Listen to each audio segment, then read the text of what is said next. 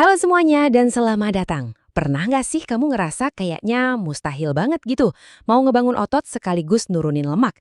Nah, hari ini kita bakal bongkar tuntas mitos itu. Kita bakal bahas satu konsep yang bakal mengubah total cara pandang kamu soal fitness. Kita sebut aja spons otot. Penasaran kan? Yuk kita mulai. Kita semua pasti punya deh teman yang kayak gini, yang makannya banyak banget, tapi kok ya badannya gitu-gitu aja, malah bagus. Sementara kita, baru lihat foto martabak di Instagram aja rasanya lingkar pinggang udah nambah. Apa sih rahasianya? Tenang, ini bukan sihir, bukan juga soal genetik super. Ini tuh murni sains metabolisme, dan kita akan kupas tuntas sekarang juga. Nah, ini dia jawabannya. Konsep spons otot. Coba deh bayangin otot di tubuh kamu tuh kayak spons. Spons yang tugasnya nyerapin karbohidrat. Semakin besar dan semakin sering kamu meres spons ini lewat latihan, kapasitasnya buat nyerap energi jadi makin gede. Jadi energi dari makanan itu masuk ke otot, bukan malah numpuk jadi lemak. Ini dia kunci permainannya. Oke, jadi gimana sih spons ini beneran bekerja di dalam tubuh kita? Ini bukan cuma kiasan loh ya. Di baliknya itu ada proses biologis yang keren banget. Yuk kita telusuri bareng-bareng perjalanannya. Dari nasi di piring kamu sampai jadi bahan bakar buat otot. Gini nih alurnya, simple banget. Pertama, kamu makan karbohidrat. Terus yang kedua, tubuh kita ngubah itu jadi glukosa alias gula darah. Ketiga, nah ini nih bagian paling pentingnya.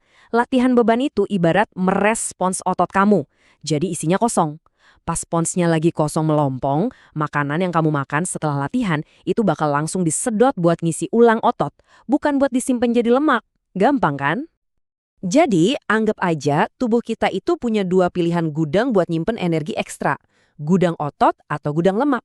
Latihan beban itu intinya kita ngasih sinyal ke tubuh. Wey, energinya kirim ke gudang otot ya. Kalau nggak ada sinyal itu dan gudang otot kamu kecil atau udah kepenuhan, ya udah mau nggak mau kelebihan energinya langsung dioper ke gudang lemak. Nah, sekarang kita masuk ke bagian yang paling seru. Kita kan nggak cuma pengen punya spons otot, tapi kita mau mengupgrade-nya. Kita bakal belajar gimana caranya ngebangun mesin metabolisme yang lebih gede, lebih canggih, dan lebih efisien. Coba lihat deh bedanya. Di sebelah kiri, tubuh yang jarang dilatih itu tangki bensinnya kecil. Terus sel-selnya itu jadi agak budek buat nerima nutrisi. Ini yang namanya resistensi insulin. Nah, bandingin sama yang di kanan. Tubuh yang terlatih itu punya tangki bensin super besar dan sel-selnya sensitif banget. Jadi setiap nutrisi bagus yang masuk langsung disambut dengan tangan terbuka. Tubuh kamu jadi super efisien. Dan ini poin yang gila banget. Ternyata otot itu biaya perawatannya mahal buat tubuh kita. Maksudnya, otot itu ngebakar lebih banyak kalori, bahkan pas kamu lagi rebahan sambil nonton Netflix. Jadi, ngebangun otot itu kayak investasi jangka panjang buat bikin metabolisme kamu kerja non-stop 24 jam. Oke, teorinya udah dapat kan? Sekarang gimana cara prakteknya? Nah, kita akan bahas cetak biru rekomposisi tubuh. Sebuah strategi 3 bagian yang bisa langsung kamu terapin buat mulai ngebangun spons otot kamu sendiri. Kita mulai dari yang paling dasar, nutrisi.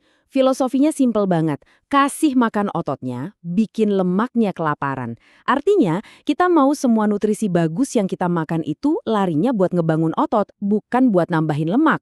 Ini bukan soal makan lebih sedikit, tapi soal makan lebih cerdas. Kunci nutrisinya ada 3. Pertama, protein itu hukumnya wajib. Dia bahan baku utama buat ngebangun otot. Kedua, jadilah sniper karbohidrat. Makan karbohidrat di waktu-waktu sekitar latihan, biar jadi energi, bukan jadi lemak. Dan ketiga, defisit kalorinya sedikit aja, nggak usah ekstrim. Tujuannya motong lemak pelan-pelan, tapi ototnya tetap aman. Lanjut, strategi kedua, latihan. Ada satu prinsip yang nggak bisa ditawar-tawar lagi, namanya progressive overload. Gampangnya gini, otot kamu itu nggak akan jadi lebih besar kalau kamu nggak terus-terusan nantang dia buat jadi lebih kuat. Artinya, dari waktu ke waktu, kamu harus terus ningkatin tantangannya. Bisa dengan nambahin beban, nambahin repetisi, atau ngurangin waktu istirahat. Fokus aja ke gerakan-gerakan compound kayak squat, deadlift, sama bench press, karena gerakan ini ngelibatin banyak otot sekaligus. Dan coba deh latihan di rentang 8-12 repetisi buat pertumbuhan otot yang maksimal. Strategi terakhir, ini tentang ngebakar lemak, tapi dengan pintar. Tujuannya jelas, kita mau bakar lemak, bukan otot yang udah kita bangun susah payah. Ini nih bagian di mana banyak orang sering salah kaprah. Lupakan kardio berjam-jam di treadmill. pilih yang lebih cerdas, misalnya HIIT yang singkat tapi intens, atau sekedar jalan kaki 10.000 langkah tiap hari. Tapi yang paling krusial dari semuanya, istirahat. Tidur yang cukup dan hari libur latihan, disitulah keajaiban terjadi. Ingat ya, kamu merusak otot di gym, tapi kamu membangunnya pas lagi tidur. Oke, sekarang ayo kita gabungin semuanya jadi satu rencana mingguan yang konkret. Ini adalah contoh jadwal latihan yang simple, tapi seriusan efektif banget buat kamu ikuti. Ini contoh jadwal push-pull legs yang udah terbukti efektif. Jadi, hari Senin buat semua gerakan mendorong, Selasa buat gerakan menarik, Rabu fokus buat kaki. Polanya sederhana, tapi ini mastiin semua otot kena dan dapat waktu istirahat yang cukup. Anggap aja ini fondasi yang solid buat kamu, nanti bisa disesuaikan lagi. Jadi intinya gini, mesin pembakar lemak paling canggih di dunia itu sebenarnya udah ada di dalam tubuh kamu. Namanya otot.